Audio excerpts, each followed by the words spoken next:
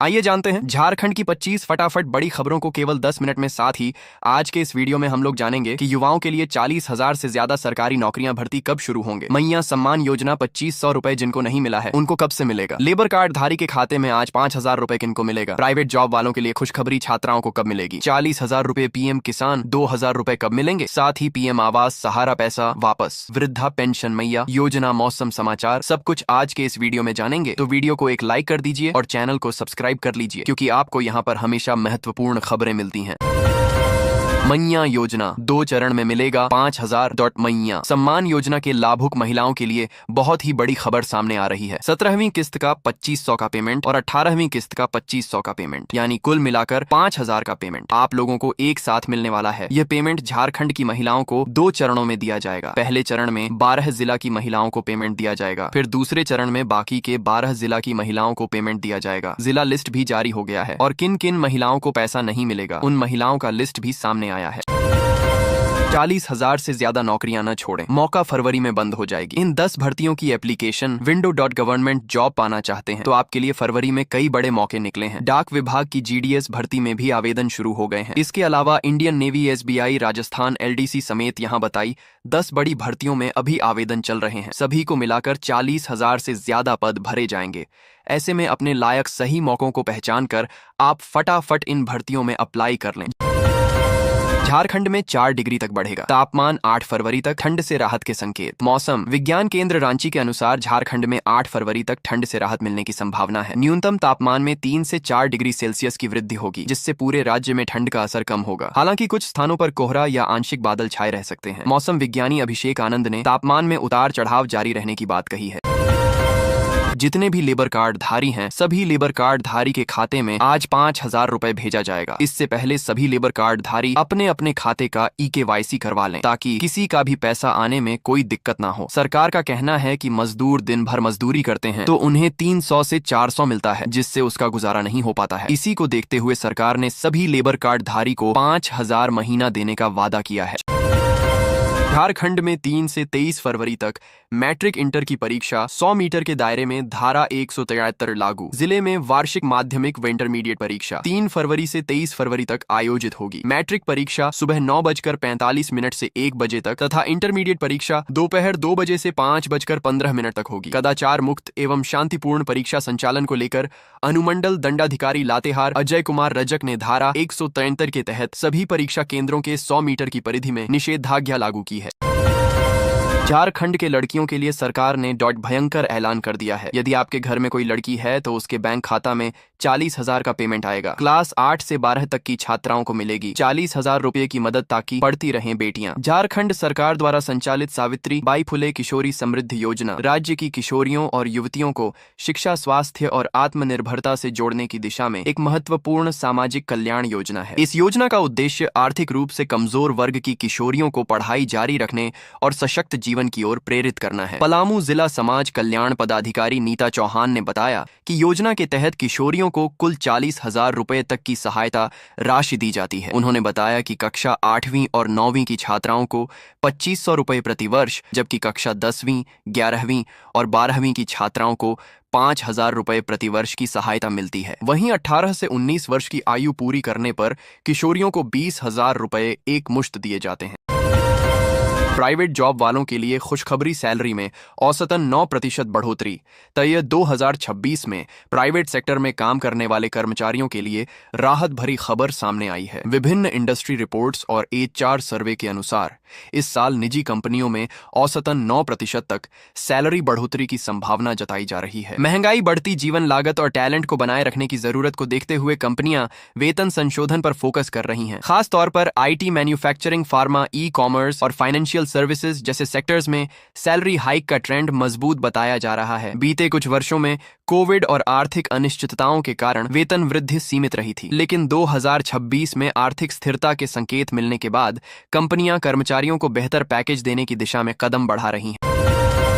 22वीं, 23वीं और 24वीं किस्त पर बड़ा खुलासा, किसानों के लिए राहत की खबर। भारत के करोड़ों किसानों के लिए पीएम किसान योजना किसी संजीवनी से कम नहीं है। हाल ही में सामने आए पीएम किसान न्यू अपडेट किसान की 22वीं, 23वीं और 24वीं किस्त का अपडेट किसानों के बीच चर्चा का विषय बना हुआ है। 22वीं किस्त को लेकर सरकार ने साफ किया है कि जिन किसानों ने KYC, आधार लिंक और बैंक डिटेल सही रखी है, उनके खाते में राशि बिना रुकावट पहुंच रही है। कई जिलों में किसानों को यह किस्त मिल भी चुकी है, जबकि कुछ जगहों पर प्रक्रिया अंतिम चरण में है। अगर किसी किसान को भुगतान नहीं मिला है तो इसका कारण दस्तावेजों में गड़बड़ी हो सकती है। बजट से झारखंड को रेलवे के लिए 7,536 करोड़ की सौगात कनेक्टिविटी को मिलेगी। रफ्तार केंद्रीय बजट 2026-27 में झारखंड को रेलवे इंफ्रास्ट्रक्चर के विस्तार के लिए बड़ी राहत मिली है। केंद्रीय रेल मंत्री अश्विनी वैष्णव ने सोमवार को बताया कि राज्य में रेलवे परियोजनाओं को तेजी देने के लिए बजट में 7,536 करोड़ रुपए आवंटित किए गए हैं। उन्होंने यह जानकारी वीडियो कॉन्फ्रेंस के जरिए मीडिया से बातचीत में दी। रेल मंत्री ने कहा कि झारखंड में इस समय 63,470 करोड़ रुपए की लागत वाली रेलवे परियोजनाएं अलग अलग चरणों में चल रही हैं, जो राज्य के इतिहास में अब तक की सबसे बड़ी रेल परियोजनाएं हैं। उन्होंने बताया कि झारखंड को 12 से अधिक वंदे भारत ट्रेनें और 4 अमृत भारत ट्रेनें आवंटित की गई हैं। रांची में स्टैंड पर खड़ी बसों में लगी आग झलकर हुई राख, यात्रियों में मची भगदड़। राजधानी रांची के लोअर बाजार थाना क्षेत्र अंतर्गत कांटाटोली खादगढ़ स्थित अंतरराज्यीय बस टर्मिनल में रविवार को दिन दहाड़े भीषण आग लगने से 6 बसें जलकर पूरी तरह नष्ट हो गईं। यह घटना दोपहर करीब 2:30 बजे की है, जिससे बस स्टैंड परिसर में अफरा तफरी मच गई। आग से बस संचालकों को लाखों रुपए का नुकसान होने का अनुमान है। झारखंड में स्कूली बच्चों के सपनों की उड़ान पहली बार करेंगे। हवाई सफर दिल्ली में राष्ट्रपति से होगी। मुलाकात, शुभानी टोप्पो की खुशी का ठिकाना नहीं है। पहली बार वह हवाई जहाज से यात्रा करेगी और देश के राष्ट्रपति से भी मुलाकात करेगी। कक्षा 5 की छात्रा शुभानी पारसनाथ पब्लिक स्कूल राजनगर हजाम रांची में पढ़ती है और सोमवार को अपने 15 साथियों के साथ दिल्ली के लिए रवाना होगी। शुभानी अकेली नहीं है।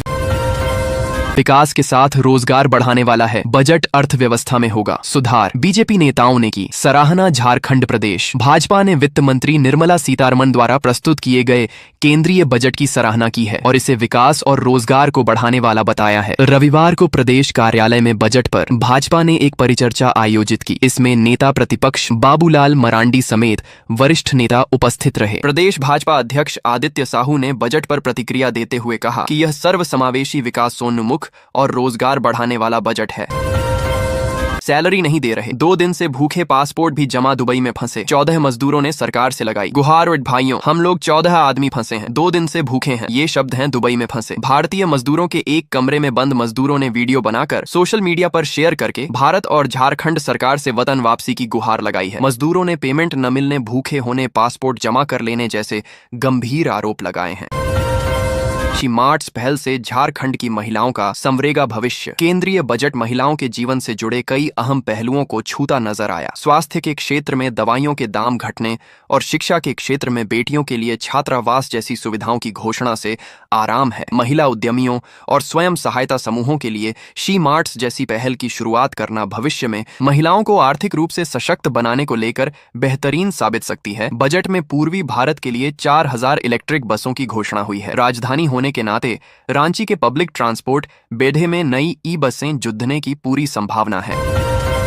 अर्जुन मुंडा ने आम बजट को बताया विकसित भारत की रूपरेखा। चैम्बर ऑफ कॉमर्स ने भी की सराहना। पूर्व केंद्रीय मंत्री अर्जुन मुंडा ने केंद्रीय वित्त मंत्री निर्मला सीतारमण द्वारा संसद में पेश किए गए 2026-27 के केंद्रीय बजट की सराहना की है। उन्होंने कहा कि यह बजट भारत के बेहतर भविष्य की रूपरेखा है। Singhbhum chamber of commerce and industry ने भी कहा कि यह विकसित भारत का ब्लूप्रिंट है, लेकिन साथ ही यह भी कहा कि झारखंड को बजट से बाहर रखा गया है। 2026-27 के लिए पेश किए गए आम बजट पर अपनी प्रतिक्रिया देते हुए पूर्व केंद्रीय मंत्री अर्जुन मुंडा ने कहा कि यह बजट सिर्फ खर्च का दस्तावेज नहीं है, बल्कि 2047 तक विकसित भारत के लक्ष्य को ध्यान में रखते हुए भारत के उज्जवल भविष्य के लिए एक रोड मैप पेश करता है। झारखंड नगर निकाय चुनाव ड्यूटी के लिए बस, ट्रक और बाइक का डेली रेट फिक्स। जाने किस वाहन पर कितना मिलेगा। रांची नगर निगम चुनाव के लिए जिला प्रशासन ने परिवहन व्यवस्था की तैयारी पूरी कर ली है। चुनाव कार्य में विभिन्न कैटेगरी के 650 से अधिक वाहनों की तैनाती की जाएगी। प्रशासन ने इन वाहनों के लिए दैनिक भाड़े की दरें भी निर्धारित कर दी हैं। चुनाव ड्यूटी में लगने वाले सभी वाहन 21 और 22 फरवरी को मोरहाबादी मैदान में जमा किए जाएंगे। जिला प्रशासन ने सभी संबंधित स्कूल प्रबंधन, वाहन मालिकों और ट्रांसपोर्टरों को आवश्यक आवश्यक निर्देश जारी कर दिए हैं। चुनाव कार्य में बस, mini bus, car, jeep, truck, auto, tempo, bike, cycle और इलेक्ट्रिक वाहनों का उपयोग किया जाएगा। मोरहाबादी मैदान में वाहनों की साइनिंग और सत्यापन के लिए विशेष कार्यालय बनाया जाएगा।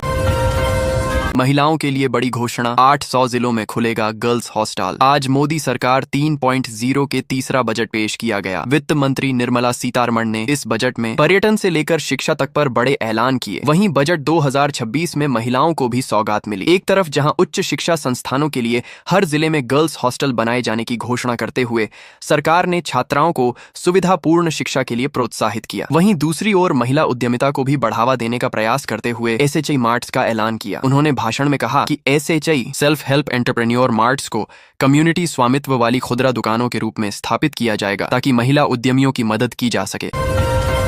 झारखंड के 3 लाख से अधिक दिव्यांगों का होगा कौशल विकास। केंद्रीय वित्त मंत्री निर्मला सीतारमण ने रविवार को केंद्रीय बजट 2026-27 पेश किया। बजट में निर्मला सीतारमण ने दिव्यांगों के लिए कुछ खास ऐलान किए हैं। उन्होंने दिव्यांगजन कौशल योजना के अलावा दिव्यांगजन सहारा योजना का भी ऐलान किया है। दिव्यांगजन कौशल योजना के लिए बजट में 200 करोड़ और दिव्यांगजन सहारा योजना के लिए 100 करोड़ रुपए का आवंटन किया गया है। इन दोनों योजनाओं से बिहार के भी दिव्यांगजनों को फायदा मिलने वाला है।